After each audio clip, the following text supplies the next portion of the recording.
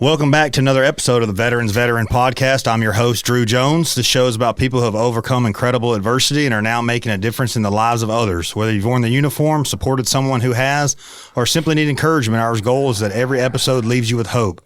Today's guest has one of the most powerful redemption stories I've ever heard. Stacy J. Dodd is a certified intervention professional, nationally recognized addiction interventionist, executive leader, author, speaker, founder of the Hope Center, and territory manager for Woodland Recovery Center.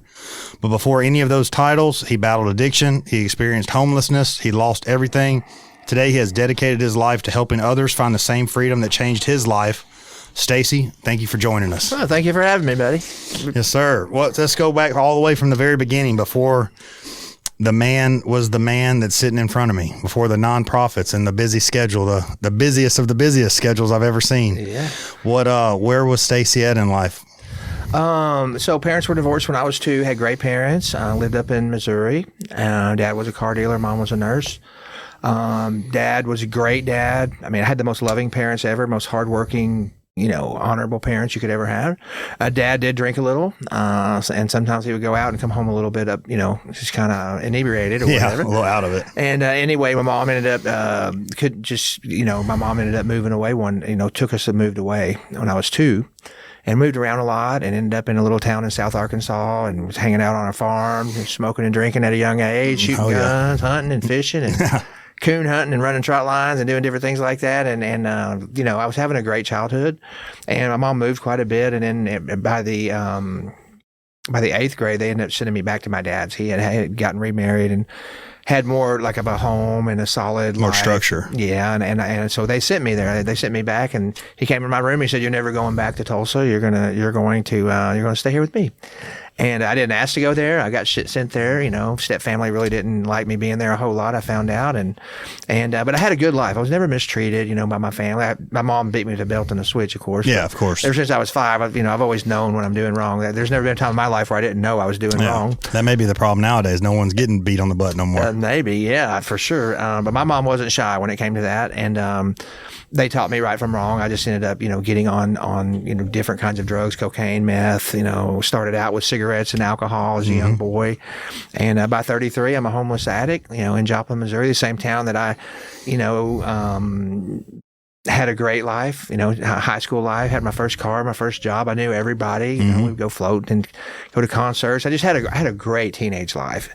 I still stay in touch with a lot of my friends, just wonderful friends, wonderful creeks and waterfalls and the Ozarks. I didn't realize how good I had it. Yeah. But it was a wonderful life. And then, started getting into the meth. Meth came around in the 80s and 90s, and I got really started using that. I got really heavy in that, and my family moved me to Memphis, back with my mom. They were trying to help me, but they didn't know how to help me. And my mom had been enabling me since I was a little kid. Yep. Sending cash, and just because she didn't want her baby to hurt, And when she finally quit enabling me, I came here to Memphis. And had good intentions to come here and kind of change my life. I was going to State Tech College, and I was trying to turn it around, but I had never quit, right? And they thought moving me, would fix it. Yeah. So they didn't really understand addiction. So anyway, I got strung out really bad here in downtown Memphis back in the 80s and 90s, in a down around a housing project called Dixie Homes, and in Midtown, and all over Orange Mound and Fraser. I was all over everywhere. And got really bad here. And so they're like, "Hey, this is worse than Missouri." So they put me on a plane and sent me back to Missouri. Oh, wow. And so I had nowhere to go. I went back to my friends that had the meth labs and the abandoned houses and the bar, and I just went back to the only life I knew. I really didn't know there was another life available. I didn't know Christ. I didn't have anyone really teaching me because I was too busy thinking I knew it all and all those things. And hit a really bad rock bottom and ended up going into a institution and ended up going into a 6-month program. And I was in there a total of 14 months, and I got saved, got baptized, and read my Bible through twice, and haven't used since. It's been 26 years, and, and I've been clean, and I give all that credit to the Holy Spirit and God, and I really didn't even understand the Holy Spirit a lot. The last 5 years have been really heavy in my life. The Holy Spirit's been really active and thick and guiding me and leading me, and it's just been the coolest thing ever is when you realize the Holy Spirit's not just a story in a book. Exactly. So then I got really blessed. I worked in a warehouse for 11 years just trying to stay out of trouble. And my mom got sick. I got to care for my mom. My dad never got to see me clean, but my mom did.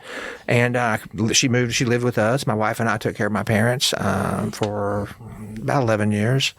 And when she passed away, 2 days later, I got a call to go work at the Recovery Center. Wow. And I started doing Celebrate Recovery Ministry and doing that. And working at the Recovery Center, which is, I got promoted and ended up being an area vice president, like a CEO. I mean, it's just been a wonderful ride. Yeah. But everything I do today, I didn't plan any of it, Isn't that wild how life takes that turn some way? You think your life, you have your path figured, especially when you're younger, you really think you got it figured out. Oh, yeah. Man, I'm going to do this. I'm going to do this. And, in a few years, I'm going to be here. And one little thing can, boom, change your trajectory. That's right. Yeah, everything I do today, I didn't plan anything. And when I was younger, I thought I was the center of the universe. Yeah. I'm riding around on my bicycle. You know what I mean? Yeah, the world revolves around you. Oh yeah, just a pocket full of drugs. And my mom tried to send me to college. She offered college. That my parents, I had every opportunity in the world. And when I hit that rock bottom really bad at 33, when I was in the woods crying, wanting to die, I was like, man, I should have listened to my mom. You know what I mean? My mom, she was trying to help me, And a lot of times people in active addiction or alcoholism, they don't listen to their family. That's where the intervention work comes in. That's where a stranger comes in, It doesn't have to be me. It's just a stranger, right? And so it's really great. I love this community. It's this community I could name 500 people that have invested in me and been good to me and given me a chance, to be somebody. And not be somebody like an arrogant person or like to be somebody elevated above other people, but they gave me a chance to be successful and to be work in the business community, and they let me be on the board of directors, and they let me be all the chambers, South Haven Chamber, and all of them have just been wonderful to me, and you've been wonderful, Coach Camp.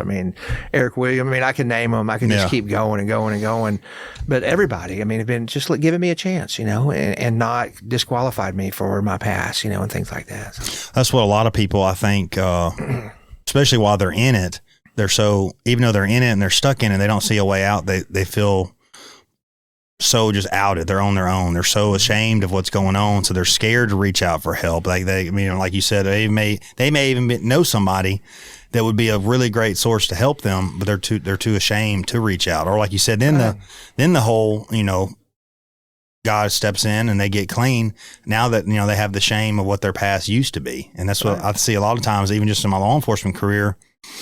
They'd be in the county jail, which we knew drugs were not in, which obviously isn't the same for every county jail and definitely not for prisons. But so I knew they were getting sober while they were there with us, whether it be a few months, a couple months, or, you can stay in the county jail up to a year, depending on what the charge is and the sentence.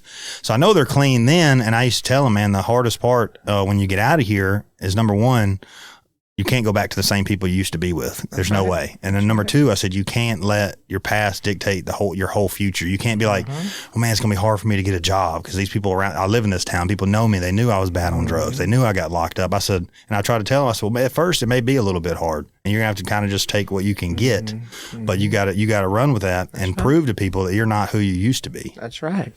I have the honor of I get to do church. I've been with Woodland 11 years, and we're getting ready to open our new big $30 million 100-bed detox next week. And I was with them. I started out there at $8 an hour. When I first got out of my program, my life first started, got clean, I took a job in a warehouse for $8 an hour, and I stayed there 11 years, and I had to have a paycheck stub. I was doing it just because I was trying to stay out of trouble, right? Yeah. But I became happy again. I felt successful. I had bought my own car. I had my own insurance. I was rebuilding my credit.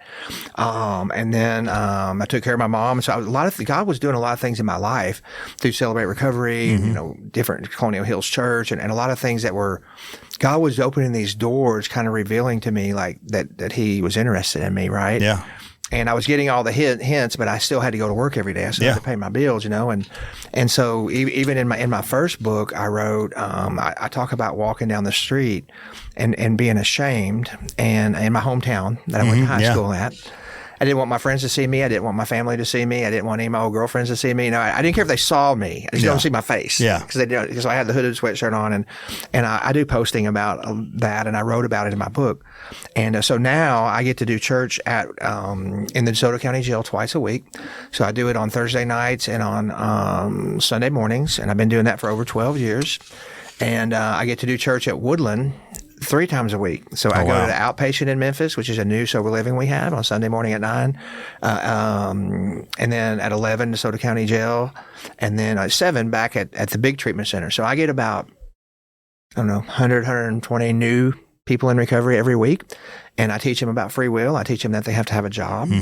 But if they're still using, that's just more money for more drugs. Yeah. And I teach them the bold facts about the spirituality, the Holy Spirit and chemicals and addiction and free will. And, it's taken me 59 years to learn this.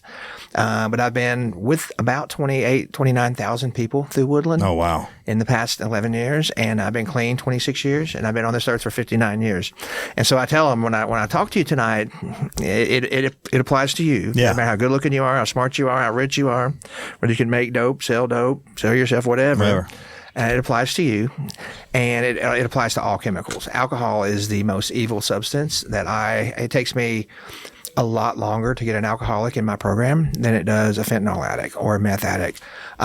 They can justify it more. Alcohol is legal. Yeah, I got a job. I got to go feed my dog. They have all these reasons, and it usually has to end up being in the jail before they will actually come.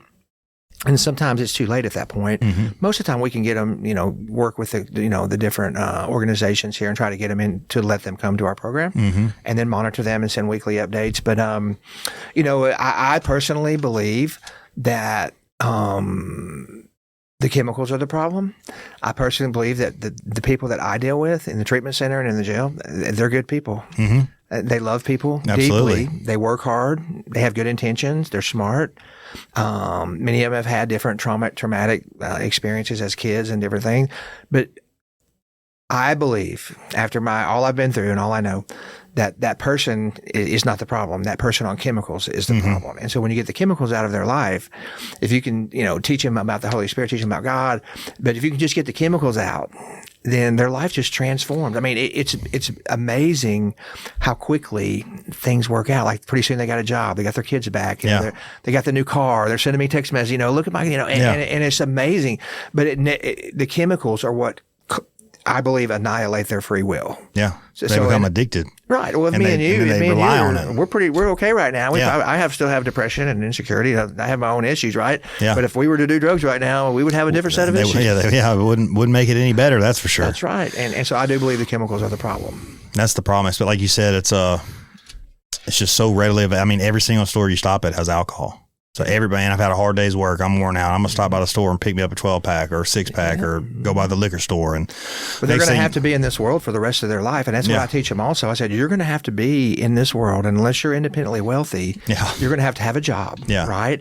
And so you're going to have to go to work and not use. You're going to have to get out of bed when you don't feel like it. You're going to have to make a living. You're going to have to pay your bills. You're also going to have to drive by those liquor stores. And not stop in them. And the convenience And stores. you're going to go to Kroger to get groceries, and you're going to have to walk right by the alcohol aisle and not buy nothing. That's right. And you're going to have to do it if you can't. I teach them, if you don't surrender, like when I say surrender, I mean just no more chemicals early in recovery. I just tell them, God's going to jack you up. Yeah. You're going to have car wrecks, get beat up, robbed, no job, financial problems, bills pile up. Family can't do it anymore, and my mom, she loved me deeply, but she just couldn't do it anymore. She was tired. Exactly. And, tough love is a hard one. So sometimes I get calls to do their funeral. You know what I mean? It's heartbreaking. Sometimes I get calls to do their weddings, some of the folks that I help get in treatment. So what was the turning point that you went from needing help to helping? When I hit rock bottom, my mom quit enabling me, 33 years old, nothing. Totally cut off. I had nothing. I didn't have any money, no job, no car, no furniture, nothing in storage. I just had a backpack. Yep. And that's why I wrote my book, Backpack to the Burb, because that's all I had. There was a $1 soft cover Bible, 2 little pendants worth nothing, and some dirty clothes. Right? That's all I had. I didn't have anything, and I thought my life was over. And I like I said, I worked in that hot warehouse for 11 years because I was trying to stay out of trouble legally, and because I had to have reporting, I had to do all those things. I had high accountability at that point, and my mom gave me one last chance, and she let me come back and live on her couch, and I stayed there for 11 years and did that. But I was clean. I had given my life to Christ in prison. I had read the Bible twice, and I was clean now, right? Mm-hmm. But I still had my problems. I mean, I still had anger and pride and all the things that we have. People call it sin, character defects. But I wasn't using. So as long as I don't use, God's going to help me make it through all my other issues as long as I don't use. And so whenever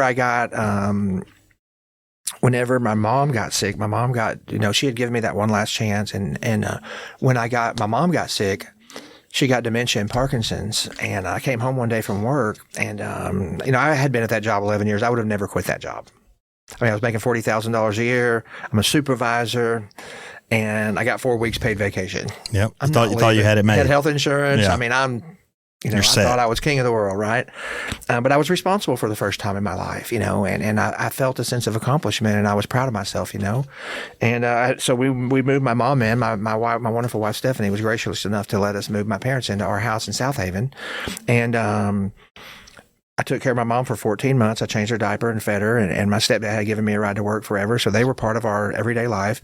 And she passed away after 14 months in my home. I found her one morning, and I had been changing her diaper and feeding her and caring for her. And 2 days after that, I got a call from Bobby Scott, which is a really amazing local therapist here. He has his own practice, Bobby Scott and Associates up in South Haven. And he called me and wanted to hear about Celebrate Recovery, which I've been a state rep for them for many, many years. And we had a conversation, and I went on home, and 3 days later, he called me and said, I got that job. You want to be a recovery coach? And I'm like, sure. And I think I was making $8 an hour. You know what I mean? Yeah. I just wanted to pat someone on the back, and that's where I had been serving in my church at Celebrate Recovery. I started sharing my testimony a little bit. And Bobby was like, your experience at Celebrate Recovery, and then you were a supervisor for 11 years in that logistics center, all that together probably qualify you for this director job. And I'm like, okay. I told my wife, I said, he's not going to give me that job. Yeah. There ain't no way he's going to give me that job. And I was at a Celebrate Recovery Summit in Murfreesboro, Tennessee, and I got a call. And he said, that job? I said, yeah. He said, you can have it. And I was like, man. And so I'm just sitting on this big rock, just freaking out, and, called my wife. I was so excited. And that took me to a whole nother level of my career, an executive level. And then after 5 years in that role, I got promoted to CEO. So I was over the whole, everybody reported to me. You're the man. Oh, it was awesome. And, but my favorite part of it was I was at the facility 12 hours a day, up and down the hall, telling my team I loved them, getting them to patients, chasing them down, bringing them back. I mean, it was wonderful. It was my calling. It was what I was called to do. And then after a while, after I don't know, a couple, 2-3 years in the CEO, which it was CEO, and then it's an area vice president. They just changed titles because we had a boss that just wanted to be the CEO. Yeah. And but anyway, it was definitely in that capacity. I was breaking records. I was breaking EBITDA records. I was my staff turnover. God was blessing it, right? Because I was loving His people, right? Yes. And then this new company came in, and they wanted to put a doctor over the whole thing, and I understood all that. And they said, well, all these people in the chamber, all these relationships. We think you would be really good at business development. And I'm like, well, I don't think so. You know what I mean? And I've never felt worthy of anything I've ever done. And I told my wife, I said, I don't know how I'm going to get 2 people in mission. And I've really done well. I was business development rep of the year for the whole United States last year. Oh, wow. And for my company, which is a great award. I mean, that was a big recognition. But like one of my bosses told me recently, he's like, Stacy, just take care of the patients and everything will work out, And so I go out to drug court, I go out everywhere, and that's what I do. I look for people that need treatment. So I get them off the same streets I was on in Memphis. Yeah. I get them from my hometown, Joplin sometimes. I get them from your intensive care units. I get them out of ditches, hotels, wherever they are, I get them. And but the turning point where it went from there to serving was when I started going to Celebrate Recovery, just to pat someone on the back again. I was trying to give back, and it turned into the ministry leader, the jail ministry, Woodland. All these things just started coming, right? But the turning point was when I quit using, and I had to get put in a place where I couldn't get it. Yes, right, because that 30-day programs weren't working for me. I've seen those fail time and time again. Yeah, and so now, everything that I went through, God has miraculously, in ways only He can, He's rearranged it. And so now I channel all my gifts, like organizational gifts and everything like that. I channel those gifts for the kingdom now, not for the drug culture. Exactly. You know what I mean? Yeah. The good realm compared to the bad realm. But God has not forgot anything for me. I get so busy, I don't sit back and look at all of it. I have a problem doing that. It's kind of overwhelming. But God is in control. I believe He's sovereign, and I believe that I know me, as long as I don't use, and as long as I keep going in that jail and talking to these patients, he's going to give me the desires of my heart. Exactly. Because that's where he wants me at. Yes. You know what I mean? I've told people just within the last, almost 7 months now of officially having my company, the doors that I've opened, the connections I've made, the networking. I said, it's nothing that I have done. I said, if this isn't God, I don't know what is. Especially to see me where I was a year ago with my divorce. Now I was lost everything, and I'm living in a 1-bedroom loft apartment with just me and my dog. And the only thing I had was my VA check, and I had to pick and choose what bills to pay that month. Well, I can't let them repo my car, so I got to pay my car note, and can't have my phone cut off, so I got to pay my phone. But all them credit cards, they can wait. And that's how bad. If it wouldn't have been the VA money, I would have been on the street somewhere. That's the only thing that's somewhat. I mean, I got in some debt, but that's the only thing that saved me to be able to just function. Yeah, hitting rock bottom teaches you things. Yeah. Definitely make you love your dog more. Oh man. When I say me, I love my dog. When I say me and that dog are close, I mean he is up my butt 24/7. He's a giant German Shepherd. He's a puppy in his brain. He just turned 1 in April, but his body is not a puppy. But he thinks he still is a little puppy. So he wants to be on top of me. But yeah, we got extra close there for a few months. It was just me and him all day, every day. As I get older, I things we value become much more valuable. Oh yeah, like real friends. Yeah, quality people time. That actually care about you. Your family. Yeah. You know, my grandson. And I've got 4 grandkids, and they changed my life. You know, they give me a different perspective on things. But everything I've done, I write in the books, so I'm getting ready to release my 6th book. The 5th one just came out called Fire Inside, which is that's my story. And this really, that's all my 4 books put into one. Yeah. It's called The Fire Inside, but this really amazing lady named Carolyn Wiley, she has Pearl, and it's Rose and Pearl Publishing. She actually came to my life group years ago when I was doing life group at Colonial Hills Church through Celebrate Recovery. Oh, wow. And she met a man there and got married. I did their wedding. Oh, wow. Right? And, fast forward 10 years later, she's writing my book. She's a PhD and she's a professional author, and she's amazing. And so she put all my stories together in one. So the new one that just came out is really nice. But the one that I'm really excited about, and it's going to be my life work, it's called The Interventionist. And it's called Kingdom CEO. And so it talks about being a Kingdom CEO, being a businessman. It talks about the business aspect of life, like for corporate CEOs. It talks about executive level leadership, but also when you view those things, when you view decisions and how you lead your business and what you do, when you view that from a kingdom perspective and from a spiritual perspective, according to the scriptures and according to God's principles, then you have amazing outcomes. Yes. And you have very little overhead. And I mean, it's kind of like Chick-fil-A is a perfect example of that. But anyway, I'm excited about that book. That's going to be my life work. And, I get to leave it for my grandkids. You know, I get to give the patients my book. They love me when I give them they love it when I give them my books, and I get to leave this world something, and, yeah. That's pretty amazing. I'm in the process now of writing my first ever book. Yeah. So ChatGPT helped me with the cover and the my outline. I just dumped everything I could think of in there, and it was like, well, here's a great outline. And I was like, because even in college, I was doing papers and stuff. Like, I guess you could say it's somewhat cheating, but if I could look at a buddy's paper, hey man, just show me like your outline and the points you hit and how you made this paper make sense on paper. And if he showed me, I was like, all right, bet, boom, boom, boom, boom, boom, boom, boom, boom. And that's how I was like, I need some kind of an outline. So ChatGPT helped me out, and it's going to make it. I think it's going to make it a lot easier, because if you can talk or write about anything, you can talk and write about yourself. ChatGPT helped, and like a lot of people. I think I challenge all the patients I speak to 5 times a week, at the treatment center and in jail. I say, look, I don't want to just help you get clean. Help you in life. Or get you out of trouble. I said, I want you to reach your full potential. Exactly. I want you to be the CEO. I want you to be the book author. I want you to, I want you to accomplish everything God created you to do.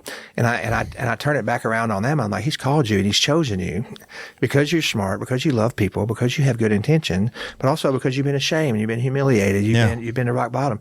And that's the kind of people God chooses. Yeah. And when they start channeling that into books and different jobs and different roles and ministries, they're unstoppable, and they're the warriors. Because they know what rock bottom is, and they don't ever want to go back there. They're the David, they're the Joseph. I mean, they're the people that they've been through so much that when they get clean and they're on fire. I mean, it's a whole different kind of passion. Yeah. Yeah. And that's why I know me, like I know what rock bottom was, and I never want to get back there. I never want to feel that again. So I'm like, it like encourages me, fires me up, whatever you want to say. to work harder. Yeah, and I've been at work every day for 26 years. Sometimes I do 7, 10. I mean, sometimes I do 10, 12 hours a day, 7 days a week. I bet. And people are like, "How do you do it? You need to slow down." And I'm like, "No, stress comes from doing too little, not Yes, from doing too much." That's how I am too. But it keeps me busy and it keeps me out of trouble. And if I can just help one person every day, I look for people that need help. If I can just get that one person into treatment and get to give that mom or kid back or whatever the case may be, then I'm just, I'm doing what God wants me to do. Yeah. All right. Tell me about Woodland Recovery Center. Okay. So Woodland Recovery Center is amazing. We started out in an old hotel on State Line Road 11 years ago. And, we've had 3 different acquisitions and mergers recently, about 4 years ago. A really amazing company named Bradford Health, headquartered in Birmingham, Alabama, came in and purchased our facility in South Haven and the outpatient part of that too. Oh, wow. And so they're very experienced in patient care, detox, residential. They know the processes. They've been doing this a long time. We do have veteran-specific campuses. Mm-hmm. We do treat veterans specifically at Woodland Recovery Center. We actually did an event there recently. Yeah. And but it's a fully accredited, Joint Commission accredited. We're VA certified. We treat veterans. We take most commercial insurance plans. We take a lot of the Obamacare plans, different things like that. And but we have detox, medical detox. We have residential. We have PHP, which is partial hospitalization, and intensive outpatient, which is IOP. So we can take people, struggling with pretty much anything, long-term alcoholism, fentanyl, meth, cocaine, opiates, whatever they're struggling with. We can have if someone calls me, for instance, I can have a quick conversation on the phone, just get a little basic info. What's going on? Yeah. And then I can have my call center on the phone with them in a matter of minutes. And then sometimes we can have a van on the way or, an Uber, or we can, they can come to the facility within a matter of minutes. And we have full nursing staff. We have, basically the program is medical first, clinical, spiritual, and then the aftercare. So they come in, the first thing they do is go in a nursing assessment. And that nurse is going to do everything from drug tests to pregnancy tests to, blood work, everything. And then they're going to call the MD, the doctor, and the psychiatrist, and they're going to decide what they want to do with the medications, right? Mm-hmm. If they need it, if they do need it. And then after they start feeling better, after 7-10 days detox, they start feeling better. Then they start going to group. And we do dialectical behavioral therapy, which is emotion regulation skills, mm-hmm. cognitive behavioral therapy, which is what I went to as a CBT therapeutic community. We do motivational interviewing. We do MAT, which is Suboxone maintenance, which is they call it medicated assisted treatment. We do that. And so pretty much everything to do with addiction, we do. Mm-hmm. And we have professionals that do that. Yes. And so everything's in electronic medical records. We like I said, we're Joint Commission accredited, which is the highest accreditation you can get. We've had that since we started. Oh, wow. 11 years. And so they come in and do their inspection. And the VA comes in and says, show me your last 10 charts. And we get veterans from all over the Southeast region. And so when Bradford came in recently, they were like, y'all have been, you've had a full census for like over 5 years. And so we can run anywhere from, this new facility is going to have 100 inpatient beds. Oh, wow. With total of 20 handicap beds, which is going to be amazing. Mm-hmm. And they're going to get more personalized care. It's split up in 5 different areas where it's going to be really amazing. The facility is custom built for the very best treatment outcomes and also for the best staff experience and safety and those kind of things.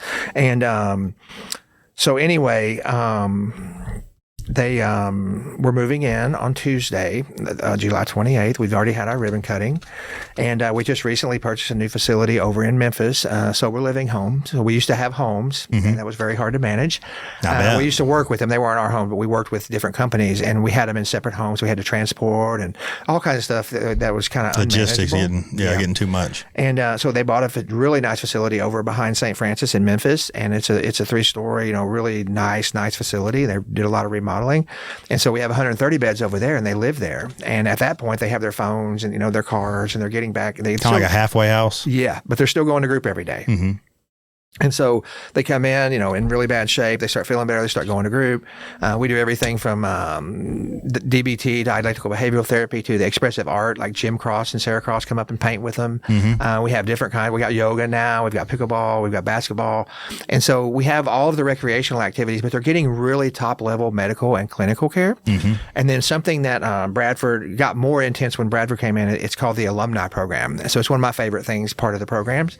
So we stick with our patients for life. So if you come in and you admit to our program, you are an alumni. And for the rest of your life, once you graduate, you can join Zoom calls from your phone, from your home. We have them join in from outpatient. We have them join in from everywhere. Yeah.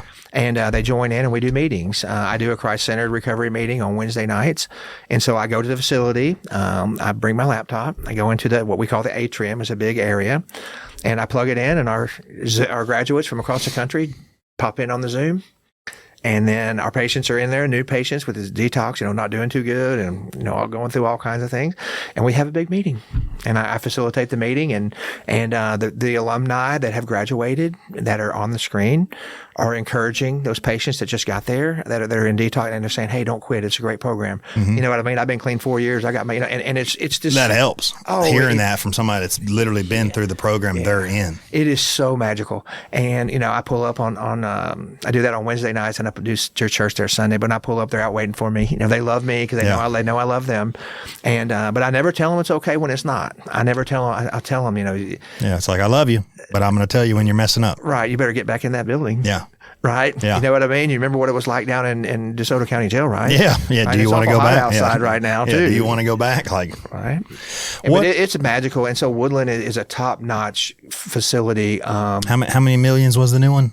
I think they invested $31 million. I mean, I knew it was. You told me somewhere, give or take, right around $32 million, which is insane. It's a brand new build, and like I said, the CEO and the executive leadership at Bradford, which is very well known across the country, they custom built it. I mean, everything from the pharmacy to the kitchen to the way the nurses' stations are on each unit, like staring down the hallway. I mean, everything is on purpose. Fully custom, yeah. Oh, it's amazing, and. We want them, the main thing we want them to know is if they're loved and they're cared about. And then they have a family for life now.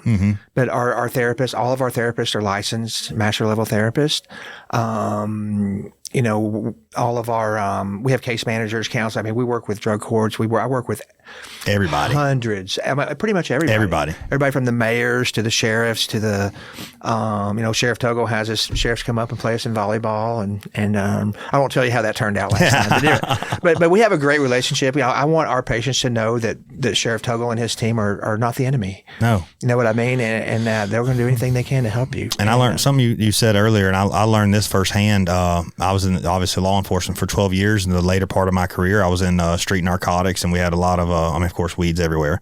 But we had a lot on the west side of the county where I was at was a lot of meth, and a lot of people, you're automatically, oh man, meth heads are the worst there is, and blah blah blah. I'm like, man, when you actually, I got in that world and I started getting to know I hate to say it, but the regulars and the people and this and that.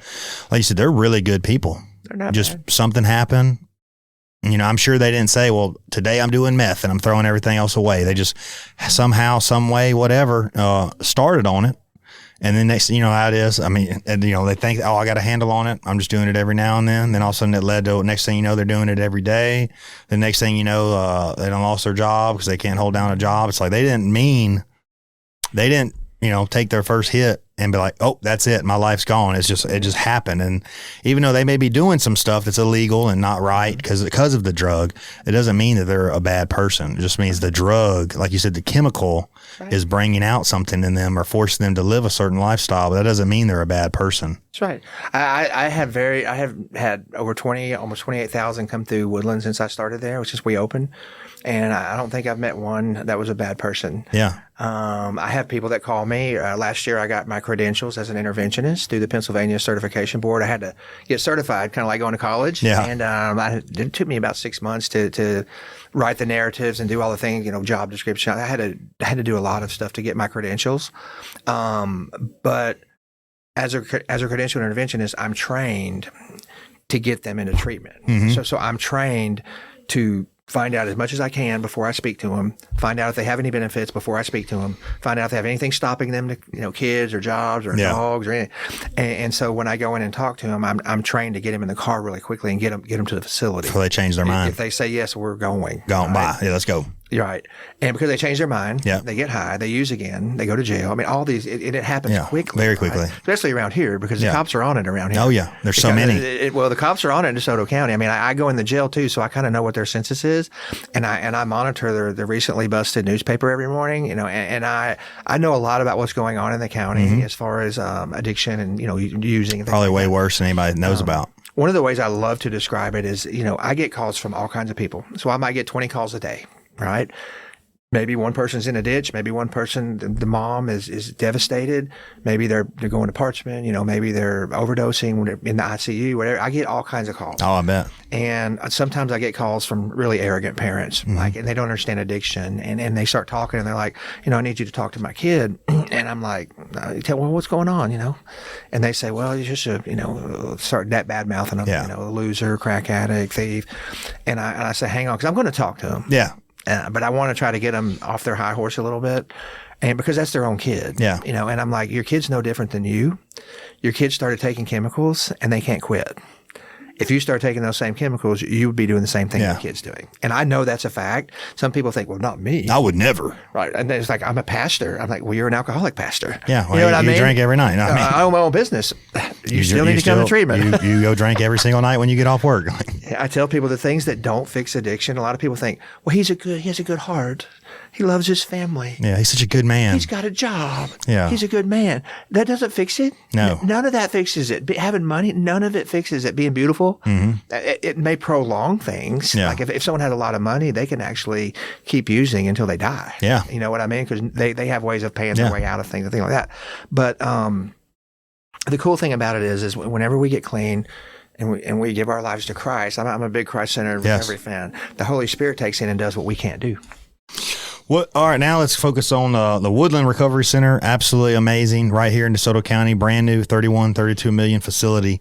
Tell us about how the Hope Center and how that got started and where it's at today. Yeah, so the Hope Center, years ago, I think it was like 2014 or 15, there was some unrest going on in the communities in Memphis and in South Haven and DeSoto County, and I got a call from the DeSoto County supervisors, and they actually called a friend of mine from church, and we were talking to them, and we were talking about maybe what we could do to kind of help and different things like that, and they were really wanting to help, and I'd had a business plan I put together. It was a for-profit thing. It was an event center and a coffee shop and some different things. And after talking to them that day and realizing we didn't have a community center, I'm like, I should turn this in. God just spoke to me. He's like, you should turn that into a nonprofit, right? Yeah. So I went downtown Memphis Business School. They turned it into a nonprofit. I mean, they did all that because they were in college, Yeah. And we launched a thing called the Hope Center. And I was walking around one day in Horn Lake with a piece of paper and nothing, and didn't have any money, didn't have anything. And I went into Horn Lake Intermediate School, and I was like, I told the lady at the desk, and come to find out, she's someone that I'm connected to through the South Haven Chamber. Jeff Jones's wife, actually, Miss Dory. But when I told her, I said, I'm trying to start this community center, and I'm just probably looking like a total dork. Yeah. And she said, you need to talk to Mr. McKinney. And I'm like, okay, I'll talk to anybody. Yeah. I don't care what their name is. And so I went back in his office, and then he was sitting there. He was the assistant principal at the time, and I told him what I was trying to do, and this is no joke. A tear started coming down his eye, and he said, I've been waiting on you. Oh, my God. And we've been together ever since. And so he's a pastor at Golden Gate Cathedral. He just retired as a DeSoto County principal for decades service. And so we do the Hope Center. We started out doing open gyms in Horn Lake and just doing events and buying pizzas and having the music and playing basketball and having a message and, then a man showed up in my office one day out of the blue, and we became a Memphis Grizzlies affiliate. So we're part of the Memphis Grizzlies Foundation. They have a thing called Mentor. It's a national mentoring program. And so we've been with them over 10 years, and we are certified with them as a silver level affiliate. And so that means we have a program manual. We have, we follow their guidelines. Mm-hmm. So there's new elements coming out this year. I've already signed up for the next 8 trainings. But the elements are like recruiting mentors, recruiting mentees, training, screening and background checks, closure, There's these elements of effective practice. There's elements of effective practice, which EEP, and there's elements of effective mentoring. And so the National Mentoring Program is in Atlanta, Washington, Dallas, all over the country. And it's a very fabulous organization. And it's the highest level of mentoring you can get to, right? And so we signed up years ago, and we were a bronze affiliate for years. I won a lot of awards with them. Very prestigious awards over the years. When I first started, I was jealous. Like I would see the Streets Ministries, and I'm like, I want to be like them. Yeah. You know? And I wish I had my name on that banner. You know? And I was just a little guy in the background trying to learn. And I would go to the Streets Ministries, and Mr. Reggie Davis, which is amazing, one of my that I look up to with all my heart. Another man named Eric Ballantyne, which used to be a gangster disciple. He's now the disciple. He's now the director at the Streets. But they took me with them, and they showed me around and told me what to do and all those things. And so the Grizzlies have trained us, and so we do certifications, and they make sure we're doing our background checks. They make sure we're doing what we're supposed to be doing, and then they give us a check. It took me 9 years to get my first check. And we're getting ready. We're in the process now of moving up to gold level, which will be a lot bigger checks. Oh, wow. But they don't just give it to you. Yeah, you're very much earning them. It's like a Joint Commission inspection. Twice a year, they say it's time for your report, and they want to know who you're seeing, how many you're seeing, the ethnicities. They want to know the demographics. They want to know see your budget. I mean, it's a high accountability, but the Hope Center is really awesome. And so we do one of the things we've grown into is we do youth leadership conferences. Mm-hmm. So, for instance, our first one was at the Lander Center, and it's like a John Maxwell Youth Conference, right? So you have your catalogs, everybody's picture in there, yep. and their bio, and the place to write, and all that. And we have a nice meal, and so we have people like Sheriff Tuggle, Pastor Bartholomew Orr from Brown Baptist. I've had all the mayors. I've had Mayor Adams, Mayor Musselwhite, Mayor Johnson. I've had all the mayors come and speak. I have Representative Rodney Hall come and speak, Tina Tatum, just Debbie King from the chamber, Miss Verena speaking at our one coming up, the Olive Branch Chamber Director. She's been really great to us. They all have been good to us. But they come out and we speak. We have conferences. And so basically, for instance, let's just say Sheriff Tuggle. Sheriff Tuggle's military. He's a Marine, right? Yeah, yeah. And so when he starts to talk, he's like, okay, everybody, all the kids up to the front. Yeah. They're all in the back slouched over. Yeah. And he's like, nope, line them up. And so, but he tells them about his leadership. And he tells them why he leads the way he does. He tells them about his life's experiences, things maybe he failed at or things he struggled with and what's most important. And the same thing comes from Dr. Heindel from Northwest Community. I mean, these kids within a 2-hour period, they're getting to real leaders, 200 years worth of experience. You know what I mean, and these are the top leaders. I usually pick people. I usually don't pick people. I pick them on purpose. The leaders are picked intentionally. Oh yeah, and you have to be. I pick people that are of high integrity. I pick people that I don't think are just politicians. I pick people that I think are going to tell you the truth no matter what it is, and people that are successful, right? And I try to pick people from South Haven when we do one there, or Olive Branch when we do one there, or Hernando. I try to pick people locally if I can, right? Coach Camp is a big one that comes on. They love Coach Camp. Oh, he's very motivating. They love it. I mean, the kids call me Coach Camp coming, and so anyway, we do that. We're doing our fundraising gala, our first fundraiser gala on October 8th at the Gin and in Nesbitt. And so we need as much support as we can get. Come out and buy a ticket. We're going to have videos. You're going to see what the Hope Center, how it started, what we do today. You're going to hear from some of our kids. You're going to hear from some of our families. And we need the community's support. We don't have a physical facility. We don't have enormous salaries. We have no salaries. So everything we do is volunteer. And we don't operate outside of our budget, right? And so I don't have to ask people for $1 million a year to operate, right? People give us donations from the Grizzlies to different organizations, but it all goes back into the kids. A couple of weeks ago, we went to Monster Golf, the new Monster Golf. I saw that. Laser tag. Sometimes the Grizzlies give us free Grizzlies tickets or zoo tickets. We go out to eat. We do all kinds of stuff, bowling and skating, but we utilize the community. We support local business. And the kids really like going to different places instead of just being in a gym, because they're going to get sick of that gym after a couple times. Yeah. And so I think our futuristic model is the best that there is, and the overhead is great. But we're reaching a lot of lives now, and it's just getting better by the day. So yeah, it's a great thing. It's a nonprofit, and you can follow us on Facebook. You can see all this stuff on my Facebook page if you want to. What would you think you would get to the point of having y'all's own facility? Or do you think the way you're utilizing it right now is the best bet? Well, because you're getting to go to so many different places. Yes, sir. The way we're utilizing it right now is the smartest, most efficient, You know, a lot of times you have nonprofits and there'll be 5 salaries before you helped anybody. Yeah. So you're looking at then you got to pay for the building, then all the things that come with it, then salaries. You haven't touched a kid. You haven't helped a kid. You haven't impacted their life at all. The overhead can add up very quickly. Yeah, and so, but we do have a couple of projects we're working on. We have one big project we're working on, which I think is the game changer. I think we need one in every community, and it's not a community center like a gym. It's a totally different concept. And then I have a couple of other ideas that we're working on in the West End, and where I got my eye on a couple of things. I need some help along the way, but it's something we can leave the community. It'd be a place where they could come, and we could. Mainly, what we need is a place to do our conferences and to do our things, and so some big doors have opened up recently for that, and God has protected us from ourselves over the years. And I'm glad I didn't get that big gym many years ago. Yeah. And but man, I'm telling you, when they love the coffee shop, they love going out and doing things. And like I said, when we do these things, we support local business at the same time. And but they get excited and they feel like they're worth something. You know, when they go bowling or go skating, and that they may not have ever gotten to go before. That's right. And definitely they may not get to go ever on a regular basis. They may have been once or twice. Now they're going with y'all, and it's free, and there's pizza, and all their friends are there, and the mentors are there that are, hey man, just something as simple as, I'm proud of you. That's right. I think you're doing great. Can change somebody's life. Right. The mentor is just a friend, right? We're not an ATM. We're not Santa Claus. We're not. A lot of people have misconceptions about what a mentor is, and that's where you get into trouble. You know, we don't interfere with parenting. Yeah. Right. So I'm not going to discipline your kid. Right? Yeah. That's a big line. You're not dropping your kid off at our program. Yeah. You come with them, and everything's paid for. You know, it's always free. So anybody watching, the Hope Center, if you see the Hope Center on my Facebook page or on our Facebook page, everything is free. So there's never a cost. It's all covered by donation. So if we go to play monster golf and laser tag and go to Lost Pizza. For free. And mom and dad can come, the kids can come. And they just get to be around people like Pastor Orr, Sheriff Toggle, Mr. Eric Williams, COO of Brown Baptist, Mr. McKinney, all of it. They just get to be around us, and we're not telling them, sit down there and march here. And, there's none of that stuff. It's a very futuristic model. And it's the Grizzlies taught us how to do that. The Grizzlies taught us what mentor.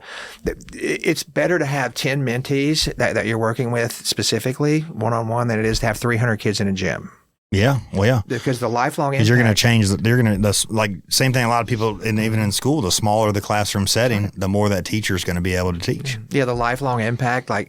Sheriff Toggle and his team, they do a lot of good stuff in the schools, Soda County schools. So they have school resource officers, and those same school resource officers come to the Hope Center and speak to our kids. Yeah. And they come and play my patients in volleyball at Woodland. You know what I mean? And so we're interacting. Multiple levels throughout the community. Oh, yeah. And I will say that the chambers, Sheriff Toggle's been a key role in all that. Pastor Orr, Rodney Hall. I mean, there's so many. Dr. Heindel, Mr. McKinney with his being a principal and all that. It all just worked together, but it all fits together really, really good. Yeah. And when Sheriff Toggle came in, he's coming to our recovery walks and speaking to our patients, telling them he loves them and he cares about them, and we're going to help them. And then I get to come into his jail. You know what I mean? Their jail. And then I get to get them in Woodland if we need them. You know what I mean? And so and go all the way down to the mentorship for the kids, 3rd through 12th grade. So it all fits together in a way that only God could put that together. Absolutely. Right? So anybody, Hope Center, if anyone's addicted to fentanyl, meth, alcohol, veterans on the streets, a young kid that's smoking weed, a young kid that's skipping school, maybe cutting themselves, being bullied, we can help with all of those things. All of those things. And what I think some people listening and just some people out there, they think, oh, I'm not that bad yet I'm not that bad. I don't need to go to inpatient. Oh, I'll lose my job. And then everyone will know, oh my God, my neighbors, my family, they'll find out, where did he disappear at for 30, 45 days? Well, he was at treatment. And then, oh my God, what was wrong with him? So what do you think you would say to somebody out there right now that maybe they have a problem, but in their head, they haven't accepted? Cause they're like even at one point in my life, I can admit now, cause it's almost a year ago or even longer, actually, I found myself to the point I was drinking every single day, but I kept telling myself, well, they never interacted with my job. It ain't interacted with my marriage. I'm still going to work every day. I'm showing up sober. I'm not showing up hungover and missing work. So at what point would you tell somebody, or would you say to somebody, that to help them realize maybe they do have a problem and they do need to come actually get help, whether that's inpatient, outpatient? Just what do you think would be the next step to somebody if they're thinking about it? I would think they probably have it if they're thinking it. So what would you say to them to get the help they need and not be embarrassed? So first of all, No one is the exception. The chemicals are going to do that to that person, right? So it doesn't matter if it's Drew or Stacy. I've got people I've been working with 12 years, and they still haven't come. You know what I mean? Yeah. And it's been bad, right? But it's progressive. Yeah, it gets worse. It gets worse. I don't care if you're starting out drinking 2 beers after work. Now you're up to a 6-pack. You're going to be up to a 12-pack, and it's going to start getting worse and worse and worse. Next thing you know, you're getting a 12-pack every time. It's progressive, and then once legal gets involved, so once they get that first DUI, once they lose that first job, once the family can't do it anymore, then all those are red flags, right? And what I would tell them, number one, is call and let me be your friend. Yeah. And let's talk about it. It's free to make a phone call. Let me tell you what's available, Yeah. right? The way it normally works, like the miracles that happen, like most families, they're just so tired and they've tried everything and they're at their wits' end when they call me. Usually, mom's crying, usually, or whoever, and that's where the total stranger comes in. That's where the interventionist comes in, because they're not going to listen to their family. Okay. Family can be telling them exactly the truth, love them more than anything, and be their best friend, and be the smartest person in the world. They're not going to listen to you. You are the enemy. Yeah. You're the enabler too, probably. Most likely. And so when a total stranger comes in and I say, hey, my name's Stacy Dodd, I used to be an addict, I got this great program, and I start telling them about it, give them a copy of my book, whatever the case may be. Yeah. Then I say, you let me know when you're ready. I don't say you're coming now. Yeah. Now, if I've been working with them for a while, They're like, all right, it's time. well, it's going to be a little bit more serious. Yeah. Because if they take the If gloves you've been off, there for a while. if they take the gloves off, I will call the grandkids. Yeah. That's the big guns. Oh God. Yeah. Yeah. I'll have your grandkid come in here and hand you a letter. If you want to get, if it gets to that point. Yeah. But whenever I go in, I just plant that seed, and so it always starts. Whenever I get to help someone that's like a miracle, all of them are miracles, right? Mm-hmm. So a lady called me today, right? My daughter's in bad trouble. I'm going to drive her from Texas, right? And so daughter's never met me, right? But I'm already working with mom behind the scenes. Daughter has no idea. And then I'm going to meet with the daughter in a public place, and I'm going to tell her about the program. And then if she's ready right then, I will set right there till the Uber comes, or till mom puts her in the car and we'll bring her, right? But it starts with someone that cares enough to reach out. Yeah. Right? So if you have a loved one, you have a brother or family members in the streets of Las Vegas, whatever, we start talking, and then pretty soon he gets my number or I get his number, and I send a little text. I have a lot of tactics that I know how to do because I'm trained to do that. Yeah. And I can do it without being judgmental and things like that. But once we talk to them, once I plant the seed and I say, hey, look at this. This is our new treatment center, right? If you want to come, I mean, you've already been approved. Yeah. You know what I mean? Yeah. And things like that. And so then I leave. And I say, man, it's great meeting you. I'm here for you. You call me 24/7. I can get you in just like that. I leave, and then God does what only God can do. Exactly. Like we do our part. Like that's one of my first pastors, Denny Burt, years ago. He said, God's not going to do your job for you, and he's not going to let you do his job for him. Amen. You know what I mean? And so Amen. what we do is, as loved ones, is provide the resources. So if you have a loved one that needs treatment, you need to call me or someone, and let's start talking about what our options, plan A, plan B, plan C. And then when you go to them, you can say, hey, I've already found you a program. You know what I mean? There's a program. We're waiting. We're waiting on you. What do you have in place? Let's say somebody, they're at the stage where they admit, hey man, something's wrong. I'm drinking too often. Heaven forbid they're doing something even more severe than that. I'm drinking often, take some pills every now and then, whatever. What if they are not ready to commit to full-time inpatient? What does the outpatient look like? Right. Or do you have to do one to do the other? No. Well, so I always suggest my first recommendation is always going to be inpatient first because I'm going for the best long-term outcome. Yeah. I'm not wanting to put a Band-Aid on it. I'm just I want to fix it. Yeah. Make them get sober. Right. Yes, sir. Yeah. And but like, for instance, some people, let's just say they have a job, and let's say they work at FedEx and they can't. They have 3 kids. There's no way they can disappear for a month to 45 days. Leave, right? Or I'm a caregiver. I got my mom at home, whatever. And so that's where, we have the full continuum of care. So we have the full medical detox. So that means they can be in bad shape, right? All the way to someone that's just drinking a little bit too much at night and wants to stop before it gets too bad. Or maybe they start taking opiates, had surgery or something. Yep. And they say no, they're taking them every day. Right. And they're not on the streets, but they're working professionals and things like that. But they're addicted to pills. Right. And so what we do is we bring them in. They do an intake assessment. They first do an assessment on the phone, then they do an intake assessment. They come in, they do a drug screen, and they do an assessment, and then they start coming to groups. And we do PHP, which is 6 hours a day, IOP, which is 3 hours a day. We have an evening and a morning, depending on what shift they work. So we work around working professionals. Our new facility is even more equipped for all of that. It's like the best. And I think our new facility, I believe it's probably the best treatment center in the whole, one of the best in the United States, definitely in the Southeast region. No one else has a treatment center like that. Yeah. And, but we have the full continuum of care. So let's say they're drinking, they need to quit, they come in, let's say they go through a couple of weeks and they're still drinking. Then we can step them right up to detox. They can come in. Sometimes we do detox only admissions, which is 7 to 10 days. They come in and do detox and they can step down to the outpatient part of it. And so they get the 7 to 10 days with no drugs, no alcohol. Fully clean. Fully clean. And then they can go back to work sometime and go back to their life. Sometimes we get them in. I tell them, suggest they come in on Thursday and go through the weekend. So they're not having to take a lot of time off work. Most employers that I deal with, I do offer drug-free workplace training. So I come out and do slideshows and do presentations on the benefits of helping your employees understand about drugs and your leaders, right? But there's many benefits to them coming in, before they lose their job. But most employers that I talk to, they say they can have as much time as they need. Yeah, if you come to them and it's obviously a reputable business, a reputable boss, and you say, hey, your employee, while he may not be late or may not be taking off work, he has admitted he has an issue and we're here to help him. I would imagine as like I said, a reputable boss and a reputable business, they would be more than happy. Hey, I'm happy that he's admitting that he needs help. Right. What can we do to help him to better his career here and his life? They respect it. It's a win-win. Most employers, they respect them so much for asking for help. Yeah. They tell them, take all the time you need. I've had everything from law enforcement officers, bosses say he can have as much time as he needs. Yeah. And many times the company has insurance that covers it all. And so, we take a lot of the marketplace plans, we're in network with the VA.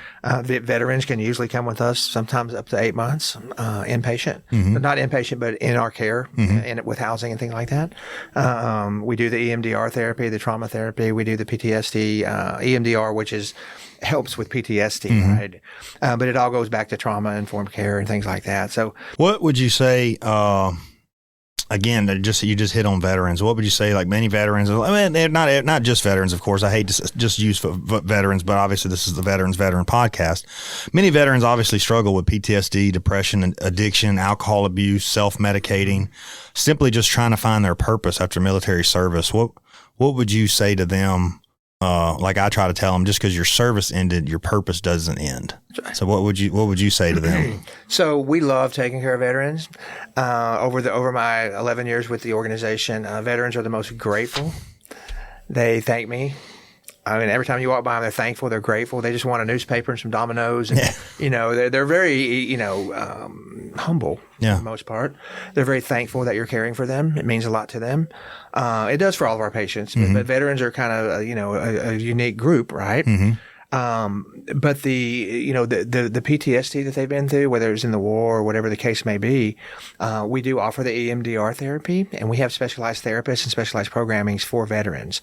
We do have specialized campuses for veterans. This new facility that we have, when you walk through there, you'll see veterans recognized everywhere.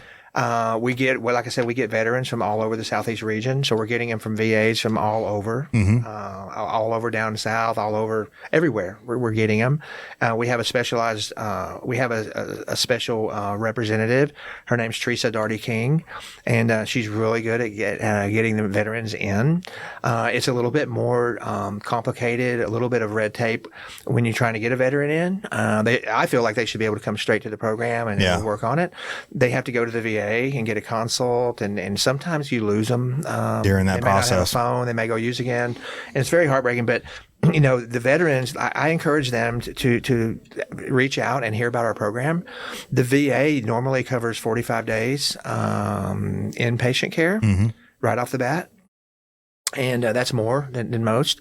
And then the VA will usually, depending on the circumstance and different things like that, everything's just unique. Every patient's unique, right?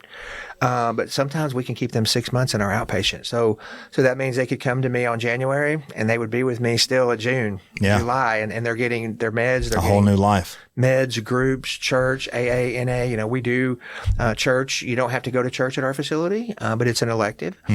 So we have really amazing people like John Coleman come in and do AA, and I do Christ Center Recovery up there. I do church up there, and so they have that option, but they don't have to go to church. Yes, that's good. So I'm glad you said that, because I've heard some people that they will avoid a certain facility for rehab type thing and needs if it's 100% faith based, because they're like, well, I don't want them to shove that down my throat. Now, do they need it? Absolutely. Yeah. But just like anything, they got to be ready and open for it. So I'm glad you mentioned that. We consider it an elective. So every evening, 7 days a week, they go up to the front and they can sign up for whether they want to go to AA, NA, art, the different kinds of spirituality programs that we offer.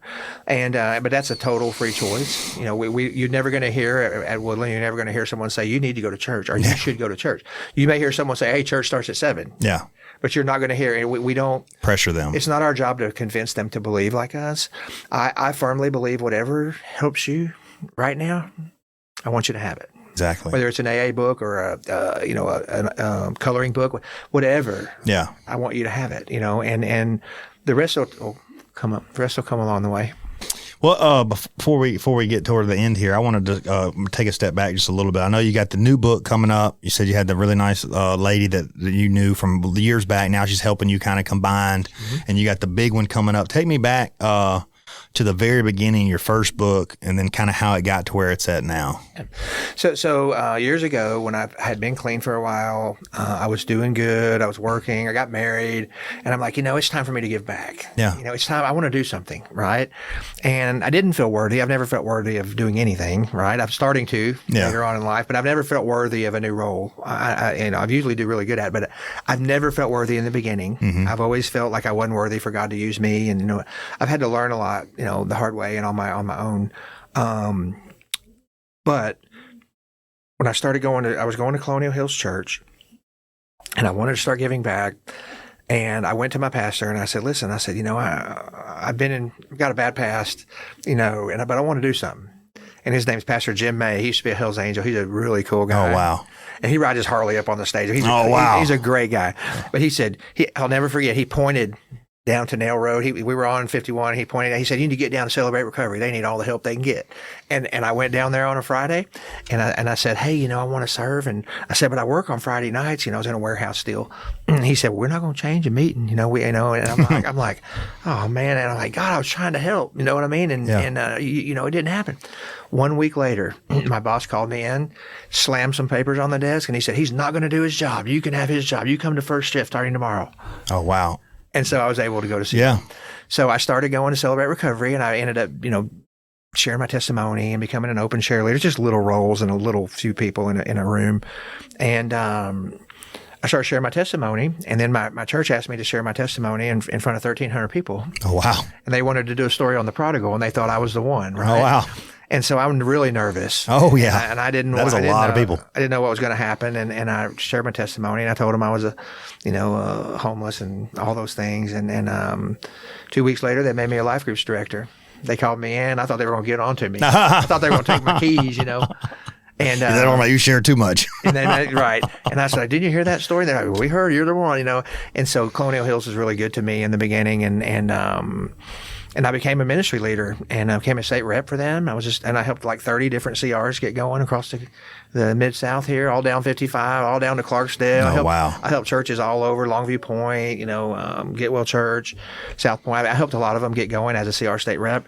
And then I became a Celebrate Recovery Inside state rep. So I've been going into Soda County Jail twice a week for 12 years. I go to Parchment a couple of times a year. I speak at the penal farm. I do a lot of different things with the jail ministry. Mm-hmm.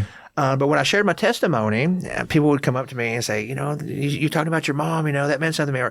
Or they would come up to me and compliment me, right? Yeah.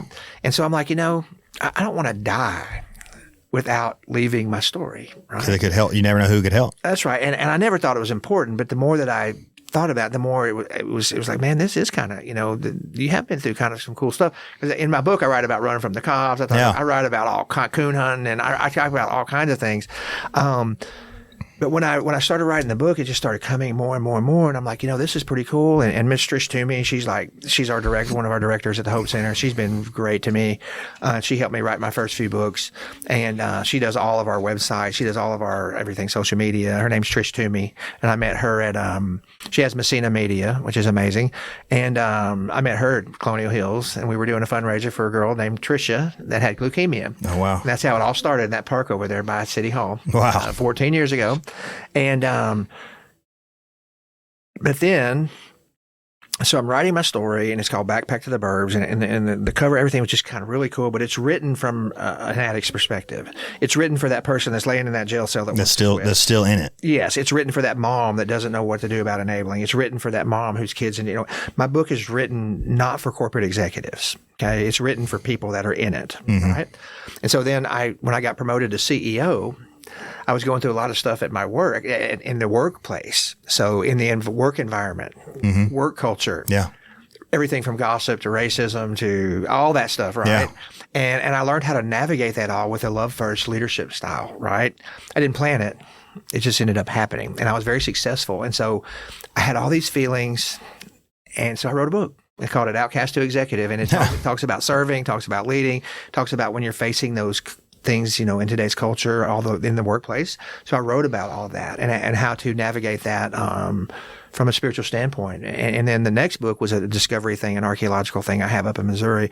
But then the next book was called Kingdom, Keys to the Kingdom, Backpack and Beyond. So it talked about all the things I've learned since I got clean and since I became an executive level leader.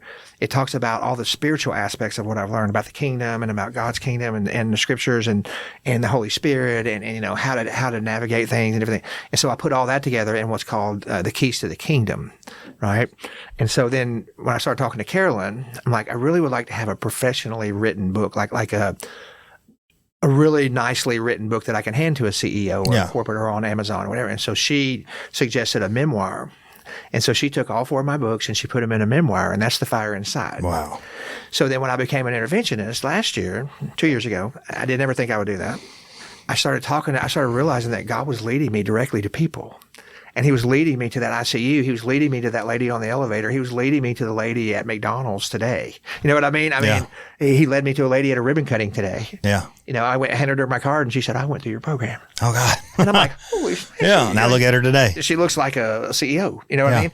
But when I learned God was leading me and I learned about all these things and I became an interventionist, things I never thought I would be able to do, and got my credentials, I'm like, I need to write a book about this because this is some really good information. And it talks about God's intentional leading. And he led me to you. Yeah.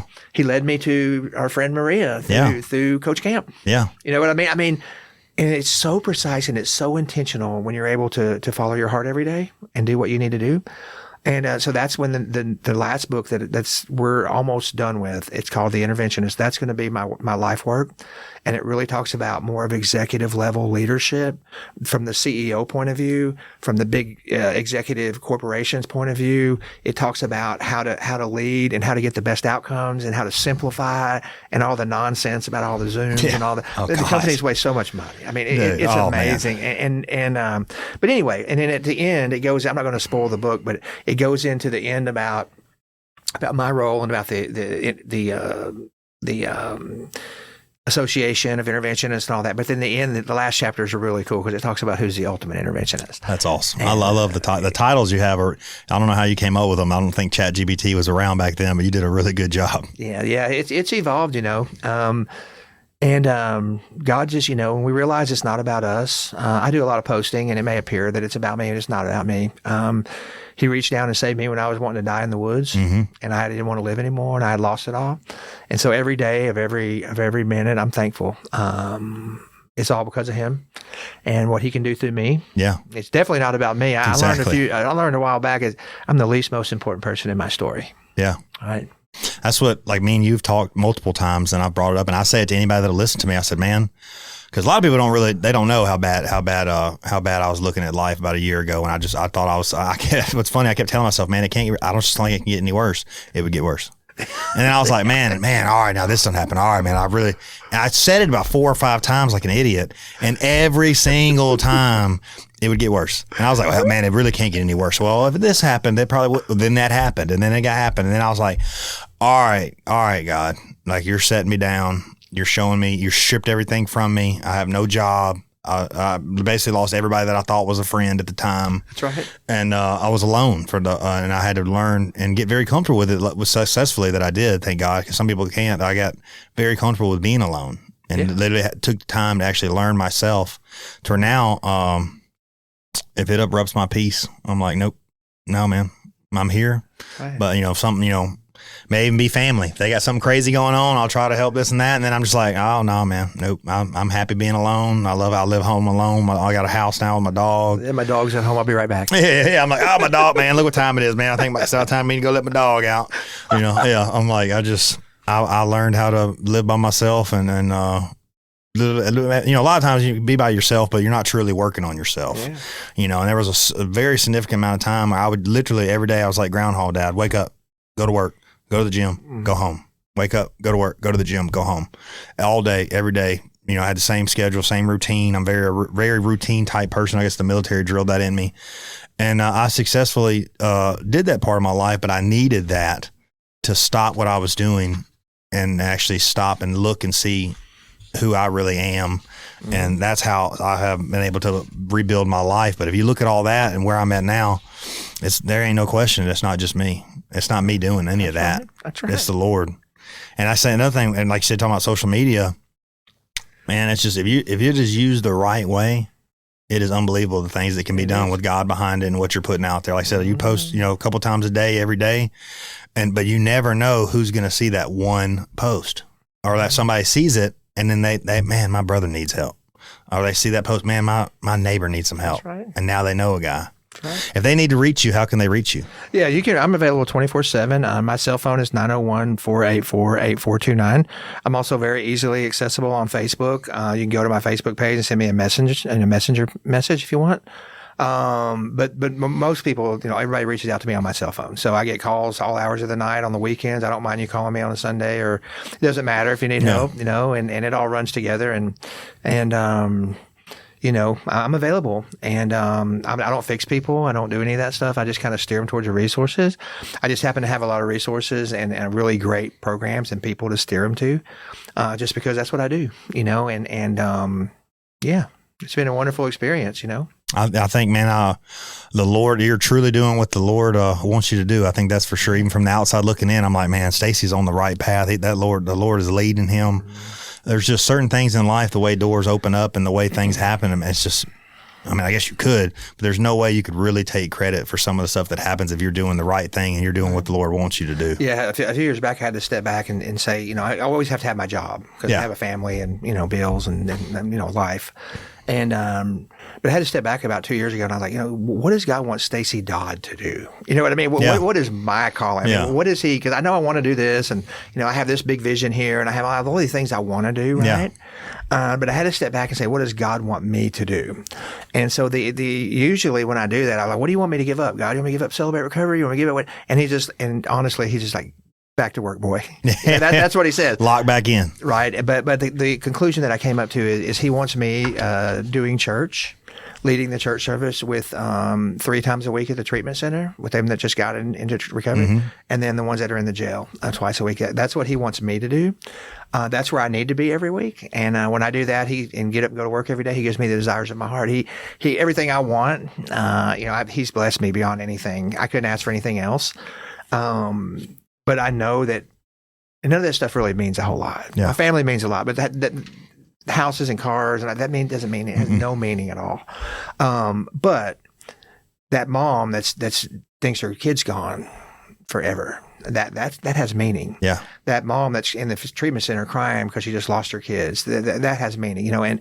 And just to close out, when you do what Jesus tells you to do, which is go get them, help them, not the everything's perfect thing, and not just my own family. Yeah. When you do what Jesus tells you to do, life becomes beautiful. But you can't You have to do what exactly. You have to do what he's telling you. You can't be half in, half out. Right, you can't. And like I teach them all the time, you can read that whole Bible, you memorize that whole Bible, but if you don't do it, you're not getting not one promise. Yeah, if you don't live it, if you don't live it, activated. Yeah. And so when I discovered all that and learned all that, I was really later in life. I'm almost 60 now. I'm 59, but when I learned that, it made life so much easier.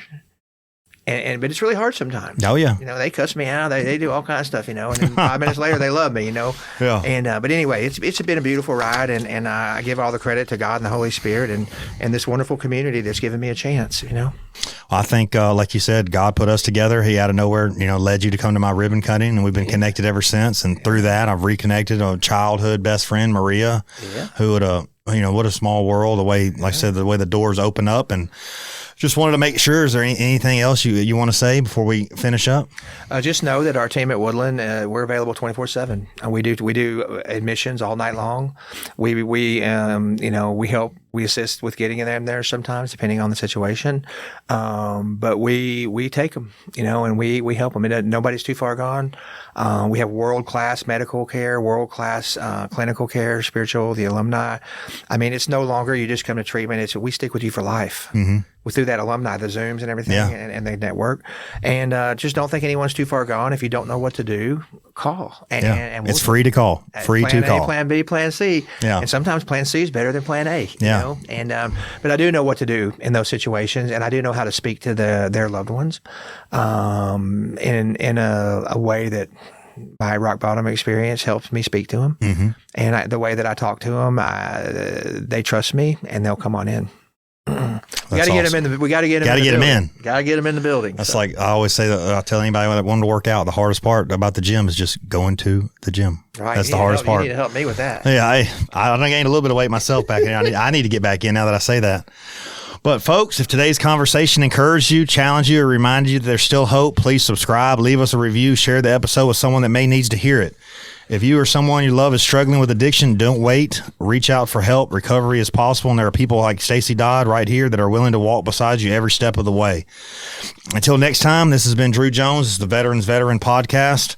Remember, you fought for this country, and now let me fight for you. It's free to call me if you're a veteran needing help, and it's absolutely free to call Stacy if you need any help whatsoever with that aspect.